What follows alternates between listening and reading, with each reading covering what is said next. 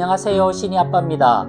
지난주에도 미국에는 이런저런 뉴스들이 있었습니다만 우리에게 웃음을 선물한 뉴스보다는 가슴을 답답하게 만들어준 뉴스들이 더 많았던 것 같습니다.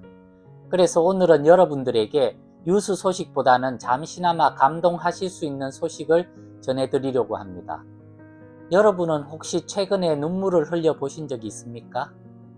나이가 들어갈수록 눈물이 말라버리는지 아니면 가슴이 굳어버리는지 웬만한 일에는 감동의 눈물을 흘리는 일이 점점 줄어드는 게 일반적인 사람들의 모습이고 저 역시도 그런데요. 최근에 제가 무언가를 보고 눈물이 핑 돌았던 순간이 있어서 여러분과 나누고자 합니다. LA에서 160km 정도 떨어진 곳에 빅베어라는 곳이 있습니다. 멋진 호수도 있고 나무도 우거져 자연을 만끽할 수 있는 곳이라 많은 분들이 휴양을 위해 방문하는 곳입니다. 겨울에는 물론 스키를 타러 오시는 분들도 많고요. 이 빅베어에 2012년에 암컷 흰머리 독수리 한 마리가 태어납니다.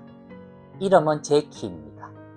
그리고 2015년에 수컷 독수리 섀도우라는 애가 또 한 마리가 태어납니다. 그래서 이 두 마리가 2018년에 부부의 인연을 맺게 되고 그 후 매년 둥지에 알을 낳고 새끼들을 부화시켜 돌보는데 몇 년 전에 그 둥지에 CCTV를 설치해서 그 광경들을 공개를 하게 됩니다. 그래서 원하는 사람들은 언제든지 그 모습들을 볼 수 있게 되었는데요. 2022년에는 한 마리의 애기 독수리가 부화되어 성장해서 둥지를 떠나갑니다. 근데 2023년에는 잠시 엄마 독수리가 둥지를 비운 사이에 까마귀들이 와서 알을 모두 깨뜨려 버립니다. 그래서 결국 부화에 실패하고 2024년에는 3개의 알이 부화에 실패해 작년에도 애기 독수리를 볼 수가 없었습니다. 그런데 올해는 다행히 3개의 알이 모두 부화되어 아빠 독수리가 지금 열심히 사냥을 해오면 엄마 독수리가 애기들에게 열심히 먹이를 먹이는 광경을 보실 수가 있습니다. 알을 낳은 후 바람이 불고 눈보라가 치는 혹독한 추위의 시간들을 견디며 부화를 위해 노력하는 엄마 독수리의 모습과 때로는 까마귀의 위협, 부엉이의 위협에 긴 날개를 펼쳐 보호하는 엄마 독수리와 아빠 독수리의 모습들을 보면서 정말 이제껏 어떤 영화도 그런 감동을 제게 주지는 못했던 것 같습니다.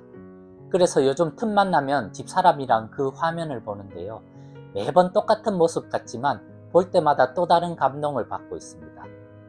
앞으로 이 애기 독수리들이 둥지를 떠나기까지는 3달에서 4달 정도의 시간이 더 소요된다고 합니다. 부디 그때까지 엄마 아빠 독수리 모두 건강하게 애기 독수리들을 잘 양육해서 독립시키기를 기대해 보겠습니다. 제가 링크를 걸어 놓을 테니까요. 꼭 한번 보시고 여러분들도 그 어떤 영화보다도 더 영화 같은 제키와 섀도우의 모습에 응원을 보내주시면 감사하겠습니다. 그리고 오늘 신인의 이민 이야기에는 쥐똥 사건, 부부싸움 이야기, 빛을 찾아가는 이야기 등을 나눠보도록 하겠습니다. 감사합니다. 2003년 9월 미국의 요식업소에는 1년에 한두 번 정도 보건국에서 나와 위생검사를 한다. 얼마 전에 전도사님 도넛샵에 볼 일이 있어 들렀는데 마침 그때 보건국 인스펙터가 나와서 한참을 둘러보고 있는 중이었다. 나이는 20대로 보이는 젊은 아가씨였는데 한 손에는 후레쉬를 들고 한 손에는 점검판을 들고 구석구석 꼼꼼히 점검을 하는 모습을 보니 내 가게도 아닌데 괜히 긴장이 되었다. 30분 정도 검사를 하고 검사 항목들을 작성해 오겠다며 나갔다가 잠시 후에 무언가 빼곡히 쓰인 종이를 들고 들어와서는 가게의 바닥 청소 상태부터 시작해 자기의 검사 내용들을 전도사님에게 10여 분 정도 설명을 하는데 뭔가 분위기가 심상치 않아 보였다. 인스펙터가 가게를 떠나고 전도사님이 설명을 해주시는데 매장 뒤편에서 쥐똥이 발견되어 영업정지가 되어 지금 문을 닫아야 하는 상황이란다. 쥐똥 몇 개 발견되었다고 가족의 생계가 달린 비즈니스를 당장 닫으라고 하는 것이 정말 야박해 보였지만 규정이 그러니 어쩔 수가 없다.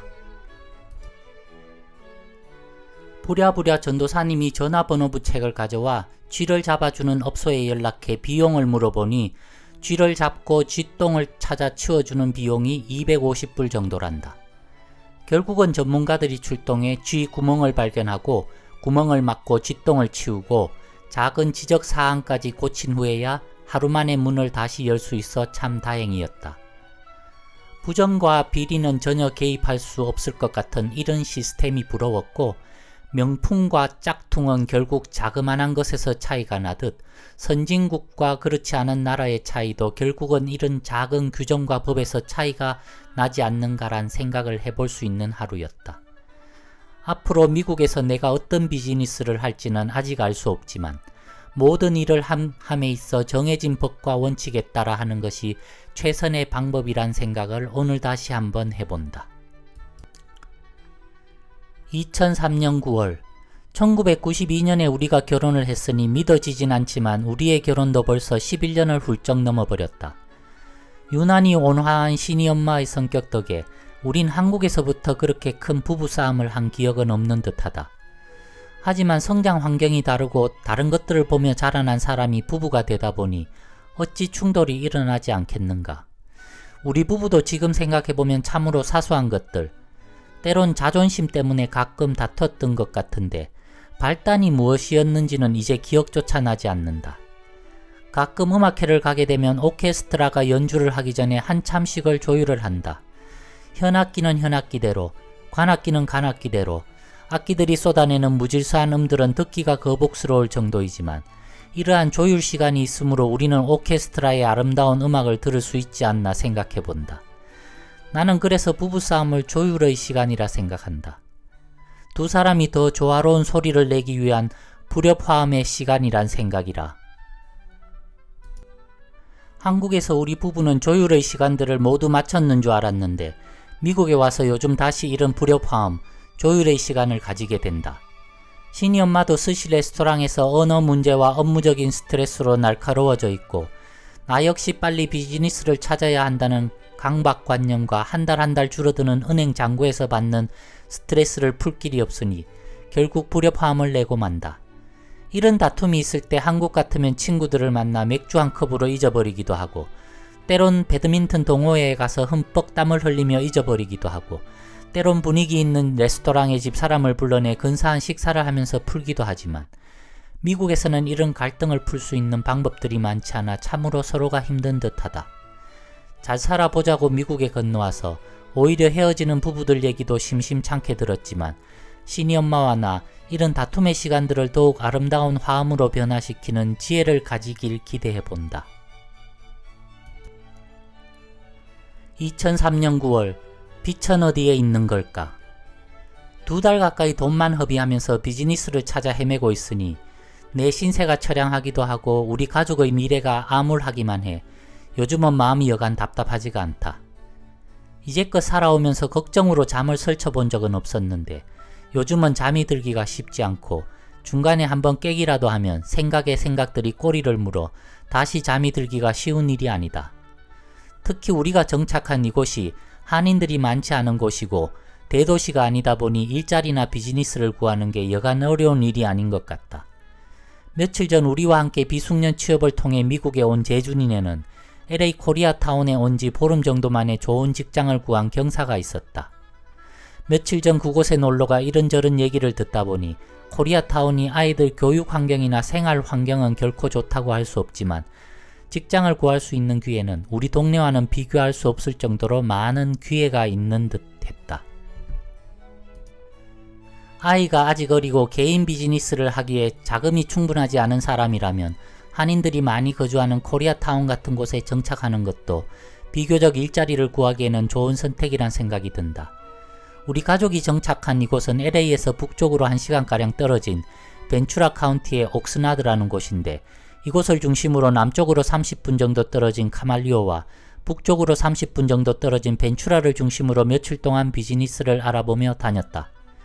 마음 같아서는 일단 내가 시작할 비즈니스에 관련된 일을 정해 그러한 가게에 취직해 몇 달이라도 일을 배워보고 싶지만 그러한 일 자체도 찾기가 쉽지 않다.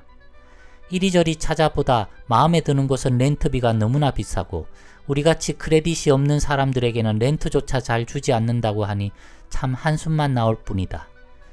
이런 모든 일들을 한국에 있을 때는 전혀 몰랐었고 단순히 미국에만 오면 기회가 널려 있을 줄 알았던 나의 생각이 너무나 짧고 안이했다.